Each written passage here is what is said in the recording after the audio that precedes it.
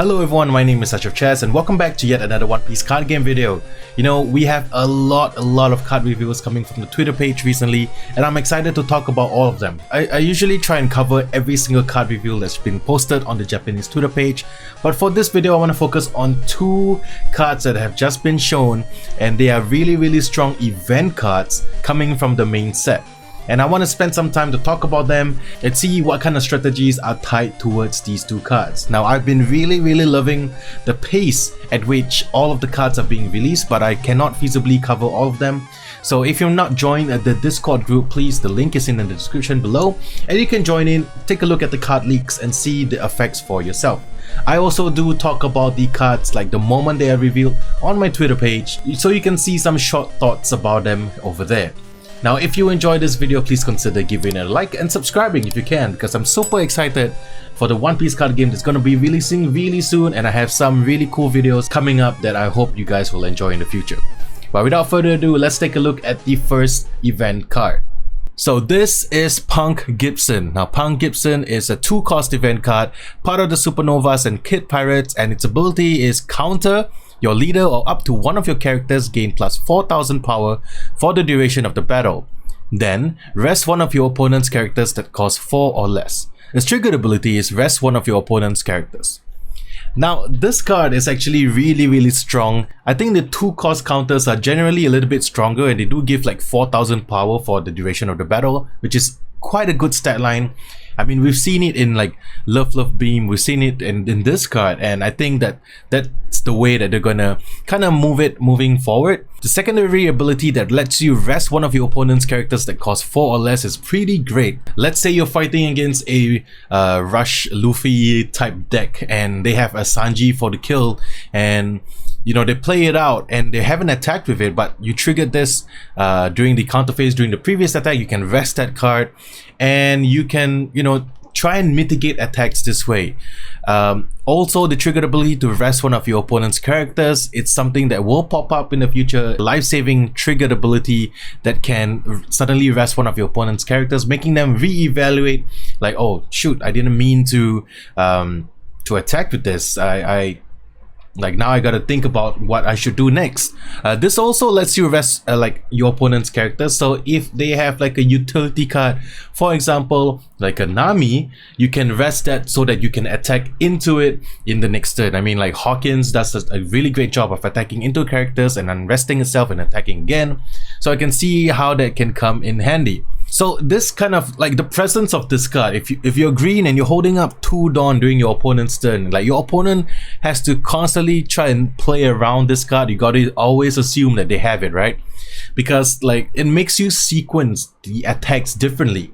So you want to attack with like maybe like you want to hold the Rush Sanji in your hand and try to get the attacks in first, because then like it's one less target for your opponent. So it really makes you kind of think about like, okay, what do I attack with first, and like do like if they have this counter, like what can I give up essentially. Now keep in mind that this does not affect your opponent's leader, so like you can save your leader attack for last while you attack with your characters first, so that's something to think about as well. But all in all, I think Punk Gibson is a decent event card. It's great for its stat line boost of 4000 and the ability to rest one of your opponent's characters that cost 4 or less. It's also will come up in games. Its triggered ability is also really useful, and I quite like it. I can't wait to see like the number of cards of Punk Gibson you will play in a given deck. But the next card that we're going to talk about is an event card for Raid. So this is Gomu Gomu no Red Hawk, you know, one of Luffy's signature moves. It's 2 costs. Its trait is Supernovas and Straw Hat Crew, and the counter ability is your leader or up to one of your characters gain 4000 power for the duration of the battle. Then KO one of your opponent's characters with 4000 power or less. Its triggered ability is your opponent's leader or one of their characters lose 10,000 power for the duration of the turn. So let's talk about the counter ability first.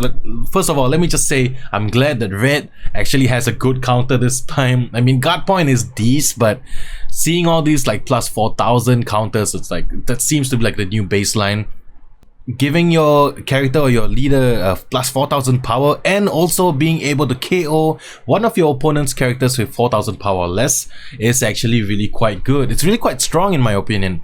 because it can get rid of like some of the chump blockers. Let's say they have a Boa Hancock, they have like one of the Shachi or Penguin, and you can get rid of one of them, making like your next turn setup even better. If they have a problem threat like a Nami, or even like the 3-drop Eustace Kid, I believe he's 4000 power, you can get rid of them. So though it may not seem really strong, like it doesn't affect like some of the stronger units out there like a Queen or a King, even like the 4-drop Kuma, it does have some utility and does have some targets in the future. You might want to be playing this early instead, because like usually when your opponent is setting up, they'll play like blockers first, they'll play their enemies first, so there will always be a target for this card, I believe. But even if it doesn't, it's still like a decent counter at plus 4000.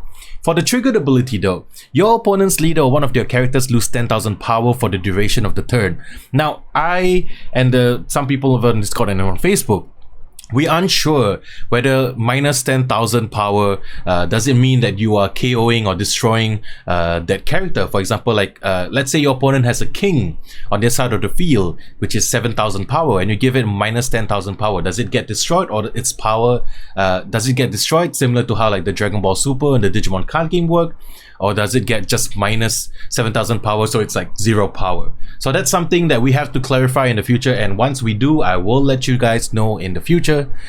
But it's also a really good situational thing. Like in case you don't have the Dawn up and you happen to trigger this card from your life, you can essentially save yourself from another attack from one of your opponents, because it does affect leaders as well.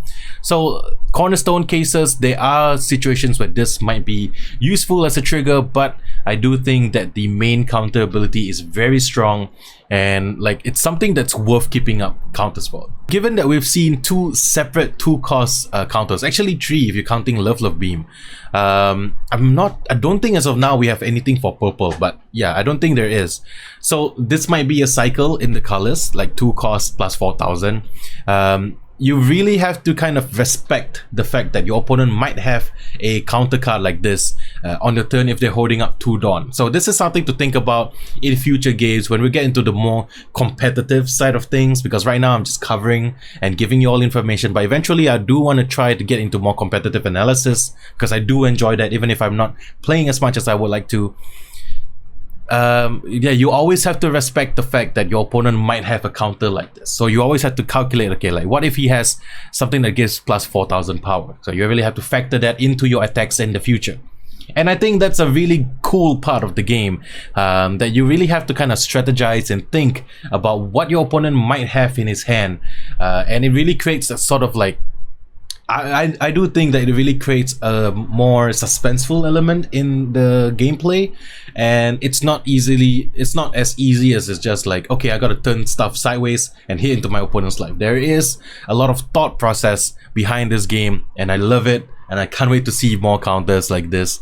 But yeah, there you have it. So the 2 counter cards that I want to talk about today. I mean, there are so many new card reviews, like the new like Kamazo the Manslayer, Hold'em, even my boy Bartolomeo, which is one of my favorite characters of all time. But I will kind of save them for a separate video, or I will just like, okay, I'll pick and choose which cards I want to talk about. So do forgive me if I can't cover every single card, because it's going to make videos like this really long, and I kind of don't want to stretch out as much as I can. But tell me, what do you think about these 2 counter cards that we've seen? I would love to hear your thoughts about this. Thank you so much for watching this video, and if you want to keep up to date with more One Piece card game news or just card reviews in general, do remember to give this video a like and subscribing, because it really does help the channel. Well, that's it for me for today, and I'll see you guys in the next one. Peace.